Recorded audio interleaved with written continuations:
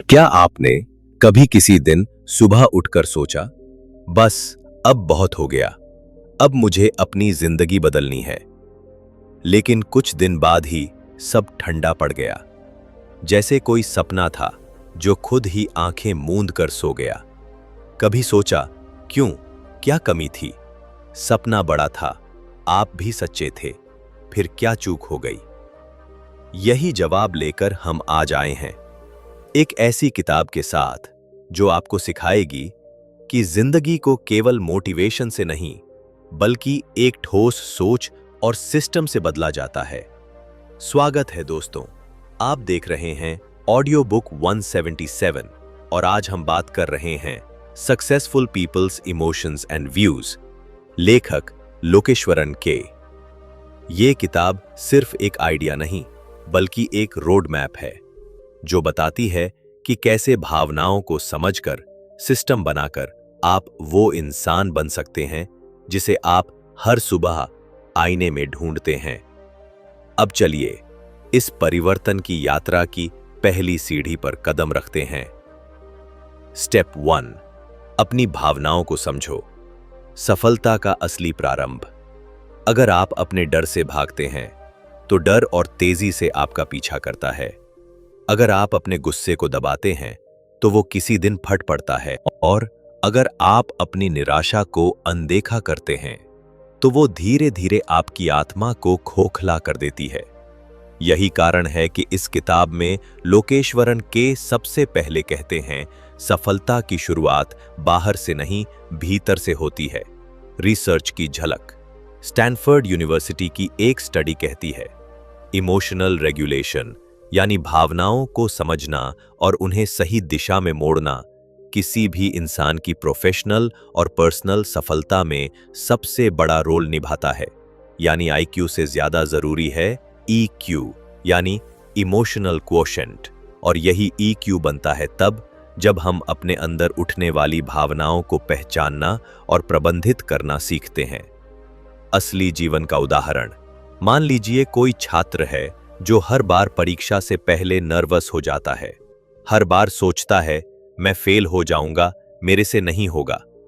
लेकिन जैसे ही वह अपनी घबराहट को समझता है, उसे स्वीकार करता है और खुद से कहता है, हाँ, मुझे डर लग रहा है, पर मैं इसका सामना कर सकता हूं, तो वही छात्र उस डर को हथियार बना लेता है। किताब का संदेश। लोकेश्वरन के लिखते हैं, जब आप अपनी भावनाओं को समझते हैं, तभी आप उन्हें दिशा दे सकते हैं। जो लोग खुद को भीतर से पढ़ना जानते हैं, वही लोग अपने जीवन की असली कहानी बदल पाते हैं। Action step. क्या करें आज से? हर दिन 5 मिनट चुप बैठिए, अपनी भावनाओं को महसूस कीजिए। डर है, गुस्सा है, घबराहट है या शांति है? डायरी में लिखिए, आज मुझे सबसे ज्यादा क्या महसूस हुआ और क्यों? जब भी नकारात्मक भावना आए, खुद से कहिए, मैं इस भावना को स्वीकार करता हूं, लेकिन मैं इसका गुलाम नहीं हूं। आखिर में दोस्तों, याद रखिए, आप अपनी भावनाओं के पीछे भाग सकते हैं या उन्हें साथ लेकर चल सकते हैं। फर्क सिर्फ इस सोच में है कि आप उनके मालिक हैं या केवल शिकार। यही पहला कदम है और शायद सबसे जरूरी भी। स्टेप 1, अपनी भावनाओं को समझो, दिल की भाषा पढ़ना सीखो। दोस्तों, आपने कभी गौर किया है, जब कोई बात हमारे मन को चुभती है या कोई डर हमें घेरता है, तो हम सबसे पहले क्या करते हैं? हम उस भाव को नजरअंदाज करते हैं। हम सोचते हैं, अरे रहने दो, सोचकर क्या फायदा। फिर हम जबरदस्ती उस भावना को दबा देते हैं, जैसे किसी बर्तन का ढक्कन टाइट कर दिया हो।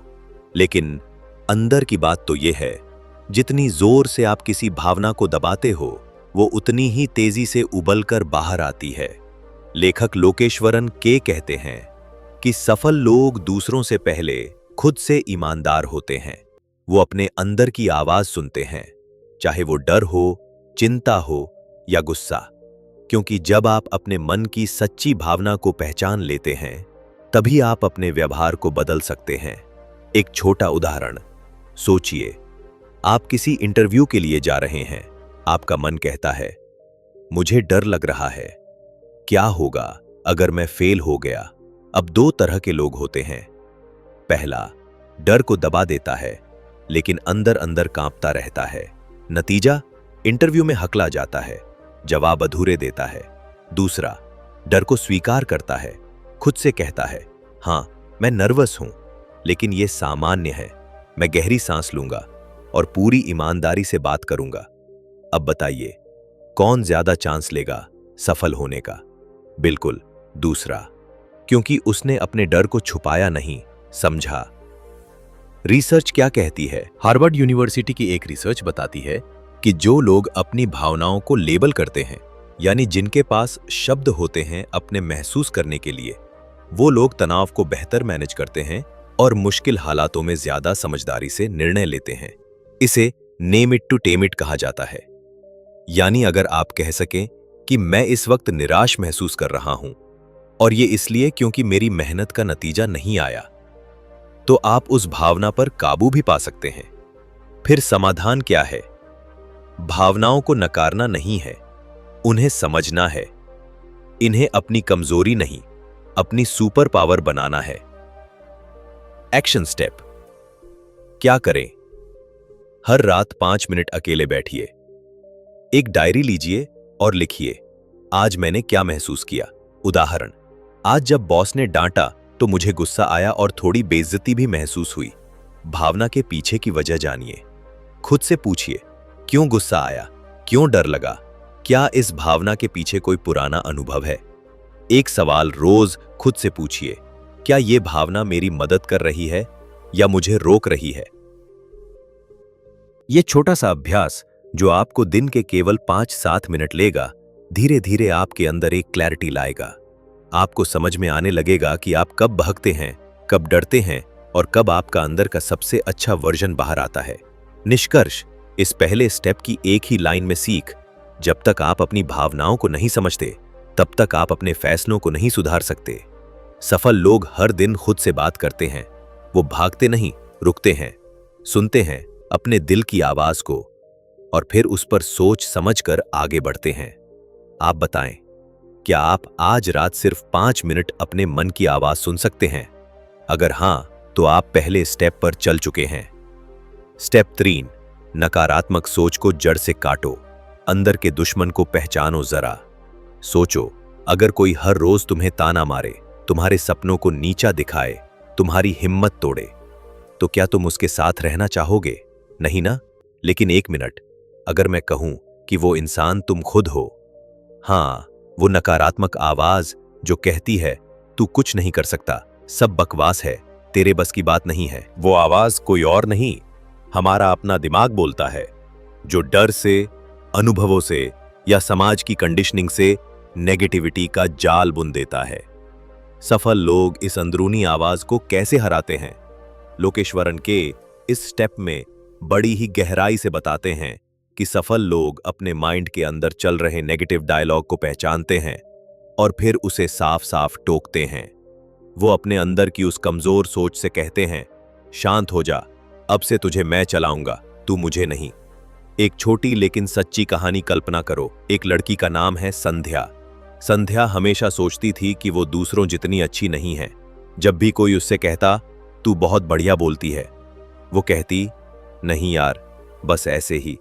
हर कॉम्प्लीमेंट, हर अपॉर्चुनिटी को वो अपने ही डाउट से मार देती थी। लेकिन एक दिन उसने अपने दिल से बात की, मिरर में देखा और कहा, अब बस, अब मैं खुद से लड़ना बंद करूंगी और खुद को अपना साथी बनाऊंगी। उस दिन से संध्या ने एक नया नियम बना लिया। हर बार जब नेगेटिव थॉट आए, वो उससे सवाल करती, क्या ये सच है? क्या ये मेरी सोच है या डर बोल रहा है?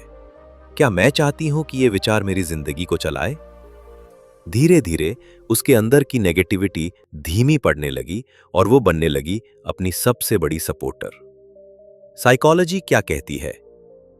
कॉग्निटिव बिहेवियरल थेरेपी CBT कहती है कि हमारे विचार ही हमारी भावना और व्यवहार को तय करते हैं। जब आप किसी विचार को पकड़कर उसका विश्लेषण करते हैं, जैसे कि क्या मैं सच में फेल हो गया या ये सिर्फ मेरी धारणा है, तो आपका दिमाग खुद ब खुद उस सोच को रिवायर करना शुरू कर देता है। नकारात्मक सोच की पहचान कैसे करें? अगर कोई विचार बार बार आपको नीचे गिरा रहा है, जैसे मुझसे कुछ नहीं होगा, सब मुझसे आगे हैं, तो समझो ये नेगेटिव ऑटो पायलट मोड है। हर बार जब आप कंपैरिजन, गिल्ट या शेम महसूस करते हो, तो वो सोचें तथ्य नहीं, सिर्फ भावनात्मक प्रतिक्रिया है। एक्शन स्टेप, एक बेहद असरदार टेक्निक, इसका नाम है थॉट रिफ्रेम। जब भी नकारात्मक सोच आए उसे लिखो, मुझे लगता है मैं कभी सफल नहीं हो पाऊंगा।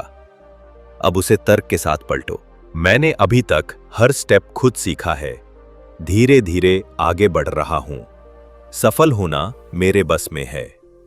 अब इसे जोर से पढ़ो, मैं हर दिन खुद को बेहतर बना रहा हूं। यह तरीका इतना पावरफुल है कि नासा के एस्ट्रोनॉट्स से लेकर नेवी सील्स तक इसे अपने माइंड ट्रेनिंग में यूज करते हैं। Bonus tip, mirror talk. रोज सुबह शीशे में देखो और खुद से कहो, मैं अपनी सोच से बड़ा हूं, मुझे मेरी नकारात्मकता नहीं, मेरा लक्ष्य चलाएगा। मैं खुद का दुश्मन नहीं, सबसे बड़ा दोस्त हूं। धीरे धीरे ये बातें आपके माइंड की नई डिफॉल्ट प्रोग्रामिंग बन जाएंगी। निष्कर्ष, सोच एक बीज है। अगर वो डर से भरा है तो जड़ें भी कमजोर होंगी, लेकिन अगर वो आत्मविश्वास से भरा है तो पेड़ भी तूफान में खड़ा रहेगा। अब सोचो, तुम किस सोच का पेड़ उगाना चाहते हो। स्टेप 4, खुद को बार बार रीसेट करना सीखो। गिरो लेकिन फिर से उठो। चलो एक सवाल पूछते हैं, क्या तुमने कभी अपने आप से ये कहा है, अब नहीं हो पाएगा, बहुत बार कोशिश कर चुका? अगर हां, तो याद रखो, तोड़ जाना गुनाह नहीं है, लेकिन टूटा रह जाना जरूर है। अपने सफल लोग भी गिरते हैं, 1000 बार गिरते हैं, लेकिन हर बार वो खुद को रीसेट करना जानते हैं। रीसेट मतलब क्या? जैसे मोबाइल हैंग हो जाए तो हम क्या करते हैं? Force restart. क्यों? क्योंकि सिस्टम फ्रीज हो गया होता है। वैसे ही जिंदगी के कुछ मोड़ पर हमारी सोच, हमारी ऊर्जा, हमारा आत्मविश्वास भी फ्रीज हो जाता है। रीसेट करना यानी खुद को माफ करना, सांस लेना और फिर नए सिरे से चलना। सफल लोग कैसे खुद को रीसेट करते हैं? लोकेश्वरन के बताते हैं कि जिंदगी की हर हार के बाद सफल लोग कुछ बेहद खास करते हैं। वो हार को अपना परिचय नहीं बनाते, यानी मैं फेल हो गया की जगह वो कहते हैं, ये एक फेल्ड कोशिश थी, मैं नहीं। वो खुद से सवाल करते हैं, मुझे इस अनुभव से क्या सीखने को मिला? वो ब्रेक लेते हैं, लेकिन रुकते नहीं, खुद को रीसेट करते हैं, शांति से, बिना खुद को कोसे। रीसेट करने के 3 प्रैक्टिकल तरीके। 1, माइक्रो सैबथ। हफ्ते में 1 दिन सिर्फ खुद के लिए। इस दिन कुछ भी हैवी मत करो, ना प्रोडक्टिविटी, ना गोल्स, सिर्फ आराम, म्यूजिक, लंबी वॉक या जर्नलिंग। इससे दिमाग खुद को रिपेयर करता है। 2, जस्ट 1 स्टेप रूल। जब सब कुछ भारी लगे तब ये कहो, आज सिर्फ एक छोटा स्टेप लूंगा, बस एक। यही छोटा स्टेप कल मोमेंटम बन जाएगा। 3, इमोशनल रीसेट स्टेटमेंट। हर बार जब गिल्ट या शेम सताए, अपने आप से कहो, मैं इंसान हूं, मुझे गिरने का हक है, लेकिन रुकना मेरा स्टाइल नहीं। ब्रेन कैसे रीसेट से मजबूत बनता है? न्यूरोसाइंस कहती है, हर बार जब हम गिरने के बाद फिर से उठते हैं, तो हमारा दिमाग एक नया रेजिलियंस सर्किट बनाता है। जैसे मसल वर्कआउट से स्ट्रांग होती है, वैसे ही बार बार रीसेट करने से मेंटल मसल बनती है। एक सच्चा किस्सा। राजेश नाम का एक लड़का 5 बार यूपीएससी में फेल हुआ। हर बार लोग बोले, अब छोड़ दे, तुझसे नहीं होगा। लेकिन हर बार राजेश ने खुद से कहा, मैं फिर से शुरू करूंगा, बिना पछतावे, बिना हार माने। 6वीं बार उसने एयर 89 हासिल की। वो लड़का आज कहता है, जो इंसान रीसेट करना सीख गया, वो किसी भी फॉर्म में वापसी कर सकता है। Bonus technique, progress journal reset. रोज रात को 5 मिनट निकालो और ये लिखो, आज कहां फेल हुआ, उससे क्या सीखा, कल क्या छोटे से छोटा स्टेप लूंगा। ये आदत हर दिन तुम्हें रीसेट करके आगे बढ़ाती रहेगी। निष्कर्ष, गिरना मजबूरी नहीं, जिंदगी का हिस्सा है, लेकिन हर बार गिरकर फिर उठना, यह है जीत की असली परिभाषा। तो याद रखो, reset is not failure, reset is power. Step 5, अपने आप से मुकाबला करो। कल वाला तू आज के तू से कमजोर होना चाहिए, जरा सोचो। अगर तुम हर दिन बस इतना तय कर लो कि मुझे कल वाले खुद से बस 1% बेहतर बनना है, तो 1 साल में क्या होगा? 365% का इजाफा। सही सुना तुमने, बिना किसी एक्सटर्नल प्रेशर के, बस अपनी ही परफॉर्मेंस से आगे बढ़कर तुम दुनिया के 5% टॉप लोगों में आ सकते हो। सक्सेस का सबसे बड़ा राज दूसरों से नहीं, खुद से रेस लगाना। अधिकतर लोग यही गलती करते हैं, वो खुद को दूसरों से कंपेयर करते रहते हैं। अरे उसका पैकेज मुझसे ज्यादा है, उसने शादी कर ली, मैं अब तक स्ट्रगल कर रहा हूं। उसके पास गाड़ी है, मेरा स्कूटर भी पुराना है। लेकिन सफल लोगों की सोच अलग होती है। लोकेश्वरन के कहते हैं, real competition is internal not external. यानी असली जंग बाहर वालों से नहीं, अपने ही अंदर वाले आलसी, डरे हुए और कमजोर वर्जन से होती है। अपने आप से मुकाबला कैसे करें? 1, अपना येस्टरडे स्कोर ट्रैक करो। हर रात खुद से पूछो, आज कितना बेहतर रहा, कल से क्या सीखा, क्या मैं थोड़ा और डिसिप्लिन में था? बस यही मिनी रिफ्लेक्शन तुम्हें रोज शार्पन करता है। 2, कंपैरिजन जर्नल बनाओ। हर हफ्ते एक पेपर पर लिखो, पिछले हफ्ते का मैं, आदतें, सोच, डिसीजन। इस हफ्ते का मैं, क्या नया किया, क्या सुधारा। जब तुम हर हफ्ते खुद की प्रोग्रेस को मिरर में देखोगे, तो बाहरी दुनिया से कंपैरिजन खुद बंद हो जाएगा। सफल लोगों की सोच, internal score card. Warren Buffett कहते हैं, the most important score card is how you feel about yourself inside. मतलब ये कि कोई कितना कमा रहा है, क्या पहन रहा है, ये सब इररेलेवेंट है जब तक तुम खुद से संतुष्ट नहीं हो। डेली प्रैक्टिस, मी वर्सेस मी, मॉर्निंग बूस्टर। हर सुबह उठते ही एक लाइन बोलो, आज मुझे सिर्फ एक काम करना है, कल वाले मुझसे बेहतर बनना। अगर कल 20 मिनट पढ़ा था तो आज 25। कल मोबाइल पर 2 घंटे बर्बाद किए तो आज एक दमड़े 5 कर दो। कल आलस में जिम टाल दिया तो आज बस 20 मिनट टहलो। ये छोटा छोटा प्रोग्रेस ही बिग विक्ट्री बनता है। न्यूरोसाइंस कहता है, दिमाग को जब हम रोज माइक्रो चैलेंज देते हैं तो उसमें डोपामाइन लूप बनता है, जिससे तुम्हें खुद को हराने में मजा आने लगता है। यानी तुम एडिक्टेड हो जाते हो खुद की प्रोग्रेस से। एक रियल लाइफ एग्जाम्पल, सुमित नाम का एक लड़का जो कभी 10 मिनट भी पढ़ाई नहीं कर पाता था। उसने बस एक सिंपल रूल अपनाया, हर दिन बस 5 मिनट ज्यादा पढ़ूंगा, खुद को बीट करूंगा। पहले दिन 10 मिनट पढ़ा, फिर 15, फिर 20 और 6 महीने में वो रोज 2 घंटे बिना थके पढ़ने लगा। आज वो आईआईटी में है और उसका मंत्र आज भी वही है, मी वर्सेस मी। निष्कर्ष, दुनिया से लड़ना आसान है, लेकिन खुद को हराना सबसे मुश्किल और सबसे जरूरी लड़ाई है। जो इंसान हर दिन खुद से बेटर बनने की ठान लेता है, उसे कोई बाहरी ताकत रोक नहीं सकती। स्टेप 6, अपना माइंड बनाओ। हाई परफॉर्मेंस मशीन, सोच को प्रो लेवल पर ले जाओ। सोचो अगर तुम्हारा दिमाग एक सुपर कंप्यूटर की तरह काम करे, हर वक्त फोकस्ड, डिसिप्लिन्ड और पावरफुल। ना आलस, ना डिस्ट्रैक्शन, ना एक्सक्यूजेस, सिर्फ एक लेजर बीम जैसी अटेंशन और फायर जैसा एग्जीक्यूशन।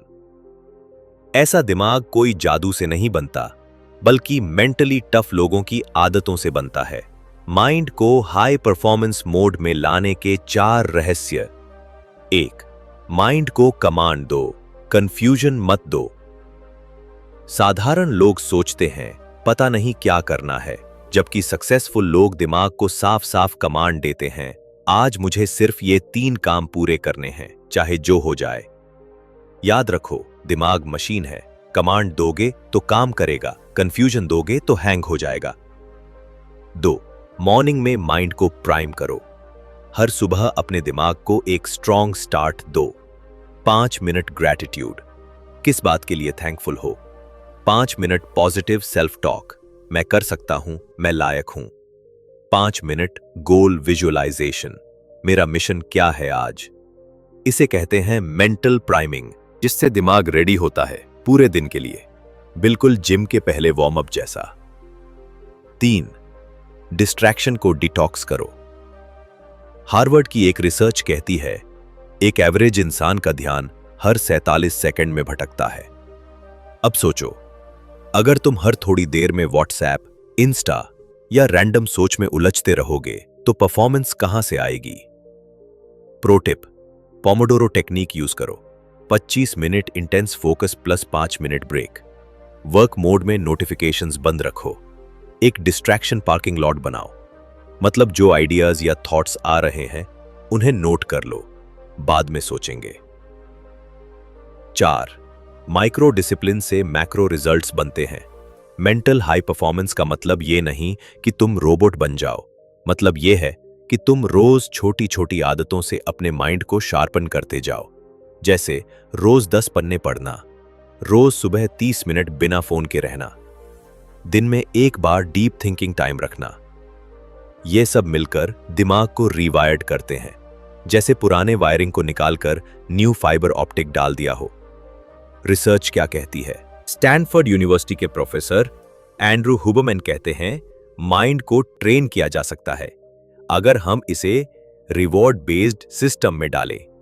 यानी अगर तुम हर बार अपने फोकस के बाद खुद को रिवॉर्ड करते हो, चाहे वो ब्रेक हो, प्रेज हो या प्रोग्रेस ट्रैकिंग, तो दिमाग उस बिहेवियर को दोहराना शुरू कर देता है। एक रियल एग्जाम्पल, फोकस का फौजदार। रोहित एक मिडिल क्लास स्टूडेंट था। हर बार पढ़ाई के 10 मिनट बाद इंस्टाग्राम खोल लेता था। उसने सिर्फ एक चीज बदली, सुबह का पहला 1 घंटा बिना फोन, सिर्फ पढ़ाई। शुरू में मुश्किल हुई, लेकिन 21 दिन बाद यही उसका नया नॉर्मल बन गया। आज वो नीट क्लियर कर चुका है और उसका कहना है, मैंने अपने माइंड को मशीन बना दिया, और मशीन काम करने के लिए बनी होती है, डिस्ट्रैक्शन के लिए नहीं। निष्कर्ष, दिमाग अगर कूड़ा खाएगा तो कंफ्यूजन निकालेगा, लेकिन अगर डिसिप्लिन, क्लैरिटी और विजन खाएगा तो दुनिया हिलाने वाला आउटपुट देगा। तो आज से ठान लो, मेरा दिमाग मेरी सबसे ताकतवर मशीन है और मैं इसका इंजीनियर हूं। अपने जीवन का उद्देश्य खोजो, क्यों को जानो, तभी जिंदगी बदलती है। सोचो जरा, हर सुबह जब तुम उठते हो, क्या ऐसा कभी हुआ है कि तुम्हारे अंदर से कोई आवाज बोले, यही है मेरा दिन? नहीं तो शायद अब तक तुम सिर्फ जिंदगी काट रहे हो, जी नहीं रहे। हर सफल इंसान के पास होता है एक पर्पस, एक ऐसा कारण जो उन्हें ऑर्डिनरी से एक्स्ट्रा ऑर्डिनरी बना देता है। बिना मकसद के इंसान बस एक भटकी हुई नाव है। क्या तुमने कभी गौर किया है, जो लोग हर रोज मोटिवेटेड दिखते हैं, वो मोटिवेशनल वीडियोस देखकर नहीं, बल्कि अपने जीवन के मकसद को पकड़कर चलते हैं। सचिन तेंदुलकर ने क्रिकेट को अपना पर्पस बनाया। स्वामी विवेकानंदा ने यूथ को जागरूक करना चुना। कैलाश सत्यार्थी ने बच्चों के हक के लिए लड़ना तय किया। इन्हें किसी इंस्पिरेशन की जरूरत नहीं थी, क्योंकि इनका क्यों, वाई इतना साफ था कि वो खुद दुनिया के लिए इंस्पिरेशन बन गए। साइकोलॉजी क्या कहती है? विक्टर फ्रैंकल एक मनोवैज्ञानिक और नाजी कैंप सर्वाइवर ने लिखा, जिनके पास जीने का कारण होता है, वो कोई भी कैसे सह सकते हैं। न्यूरोसाइंस भी मानता है, पर्पस ड्रिवन लोग ज्यादा फोकस्ड, रेजिलिएंट और खुश रहते हैं। उनका दिमाग क्लियर रहता है और स्ट्रेस की ग्रिप कमजोर हो जाती है। अपना पर्पस कैसे खोजें? Teach a deep techniques. अपने दर्द को देखो, वहीं तुम्हारा मकसद छुपा है। हर बार जो चीज तुम्हें परेशान करती है, शायद वही चीज है जिसे ठीक करने के लिए तुम धरती पर आए हो। अगर तुम गरीबी से लड़े हो, शायद तुम्हें लोगों को अपलिफ्ट करना है। अगर रिजेक्शन से गुजरे हो, शायद तुम्हें दूसरों का कॉन्फिडेंस बनना है। फ्लो मोमेंट्स पकड़ो, जहां समय उड़ जाता है। ऐसे कौन से काम है जहां करते वक्त तुम्हें भूख, नींद, टाइम का होश नहीं रहता? वही तुम्हारी सोल की लैंग्वेज है, वहीं से पर्पस की खुशबू आती है। 3. अपने टैलेंट और दूसरों की जरूरत का इंटरसेक्शन खोजो। क्या है वो चीज जो तुम अच्छे से कर सकते हो और लोग जिसके लिए तुम्हें याद रखें? वही तुम्हारी वैल्यू बेस्ड लाइफ की शुरुआत है। एक इंस्पायरिंग रिफ्लेक्शन एक्सरसाइज। हर रात सोने से पहले खुद से पूछो, आज मैंने किसकी मदद की? क्या मैंने अपने पर्पस के करीब कोई कदम रखा? अगर आज मेरा आखिरी दिन होता, क्या मैं संतुष्ट होता? अगर जवाब नहीं है तो उठो और डायरेक्शन बदलो। True story, the man who found his why. एक लड़का था, दीपक। इंजीनियर बना, अच्छी नौकरी मिली, लेकिन अंदर खालीपन था। फिर एक दिन उसने देखा, एक एनजीओ में बच्चों को पढ़ाते हुए उसकी आंखों में अलग चमक थी। बस वहीं से उसने टीचिंग को अपनी जिंदगी बना लिया। आज वो हजारों स्लम बच्चों की लाइफ बदल रहा है। वो कहता है, पहले मैं जी रहा था, अब मैं पर्पसफुली जिंदा हूं। निष्कर्ष, अगर तुम्हें हर दिन उठने का कोई कारण नहीं मिल रहा, तो फिर वो दिन मौत से थोड़ा ही अलग है। आज से ठान लो, मैं अपनी जिंदगी को खाली नहीं, मकसद से भरूंगा। मुझे पैसों से ज्यादा पर्पस चाहिए। मैं उस काम को खोजूंगा जिससे मैं दुनिया में फर्क ला सकूं। स्टेप 9, सफलता की परिभाषा बदलो। अब तुम्हारी पहचान तुम्हारे अंदर से बनेगी, बाहर से नहीं। एक सवाल, तुम सक्सेस को कैसे नापते हो? बड़ी गाड़ी से, इंस्टाग्राम फॉलोअर से, या फिर मंथली सैलरी से? अगर हां, तो रुको दोस्त, क्योंकि यही तो जाल है जिसमें दुनिया फंसी है। लेकिन जो लोग वाकई लाइफ में सक्सेसफुल होते हैं, वो ये सब बाहर की चीजें नहीं, बल्कि अपने इनर ग्रोथ, इंपैक्ट और कंट्रीब्यूशन से सक्सेस की मेजरमेंट करते हैं। Success is not status, success is not self mastery. सचमुच के सफल लोग जानते हैं, जैसे जैसे मैं खुद को समझूंगा, वैसे वैसे मेरी दुनिया बदलती जाएगी। उनके लिए सक्सेस सिर्फ रिजल्ट नहीं होती, बल्कि वो इंसान बनना होता है जिसे हर हाल में खुद पर गर्व हो। सोच बदलो तो दुनिया बदलेगी। Successful peoples emotions and views में लेखक लोकेश्वरन के बार बार बताते हैं, तुम्हारी सक्सेस इस बात पर नहीं टिकी कि लोग क्या सोचते हैं, बल्कि इस पर कि तुम खुद अपने बारे में क्या सोचते हो। इसलिए अब वक्त है अपनी पहचान को रीडिफाइन करने का। पुरानी सक्सेस को अनलर्न करो, नई सोच सीखो। पुरानी सोच, जब सब मुझे अपलॉड करेंगे तब मैं सक्सेसफुल बनूंगा। जब मेरा बैंक बैलेंस बड़ा होगा तब मैं विनर कहला जाऊंगा। नई सोच, जब मैं अपना पोटेंशियल समझकर रोज आगे बढ़ूंगा तब मैं सफल हूं। जब मेरा काम किसी की जिंदगी में पॉजिटिव बदलाव लाएगा तब मैं जीतूंगा। सच्चे सफल लोगों की 3 पहचान। ग्रैटिट्यूड, वो हर चीज के लिए शुक्रगुजार होते हैं जो उनके पास है। ह्यूमिलिटी, जितना ऊपर जाते हैं उतना नीचे झुकते हैं। कंट्रीब्यूशन, हर दिन कुछ ऐसा करते हैं जिससे किसी और की जिंदगी बेहतर हो। एक छोटा सा उदाहरण, रतन टाटा की सक्सेस को देखो। उन्होंने कभी दुनिया को दिखाने के लिए रोल्स रॉयस नहीं खरीदी, लेकिन उनके काम ने लाखों लोगों को रोजगार, उम्मीद और इंसानियत दी। उनका नाम सिर्फ इंडस्ट्री में नहीं, लाखों दिलों में बसा है। यही होती है सच्ची सफलता। अब खुद से पूछो, क्या मैं उस सक्सेस के पीछे भाग रहा हूं जो दूसरों को दिखानी है, या उस सक्सेस को जी रहा हूं जो मेरी आत्मा को सुकून देती है? निष्कर्ष, इस आखिरी स्टेप का मतलब है, अब सक्सेस को ना किसी मेडल से, ना फॉलोअर काउंट से, बल्कि अपने माइंडसेट, ग्रोथ और इंपैक्ट से मापना। जब तुम ये समझ लेते हो तो तुम सिर्फ कामयाब इंसान नहीं, बल्कि रोल मॉडल बन जाते हो। आखिरी बात, अब बारी तुम्हारी है। अब जब तुमने इन 9 पावरफुल स्टेप्स को समझा, तो वक्त आ गया है उन्हें अपने दिमाग से दिल और फिर एक्शन तक पहुंचाने का। एक बार फिर दोहरा लो, अपनी भावनाओं को समझो, खुद को स्वीकार करो, लिमिटेड सोच को पीछे छोड़ो, सेल्फ इमेज मजबूत बनाओ, फियर को फेस करो, सेल्फ कंट्रोल सीखो, इनर पीस पाओ, लाइफ पर्पस खोजो। सक्सेस की नई परिभाषा अपनाओ भाई। अगर ये वीडियो तुम्हारे दिल को छू गई हो तो लाइक करो, कमेंट में बताओ कौन सा स्टेप सबसे डीप लगा। और ऐसे ही पावरफुल किताबों की इमोशनल और प्रैक्टिकल समरीज के लिए सब्सक्राइब करो ऑडियो बुक 177, जहां सिर्फ सुनने नहीं महसूस करने की समरी मिलती है, क्योंकि यहाँ किताबें नहीं बदलती, जिंदगी बदलती है। मिलते हैं अगले एपिसोड में। तब तक याद रखो, तुम हार नहीं मानोगे, क्योंकि तुम खुद की कहानी के हीरो हो।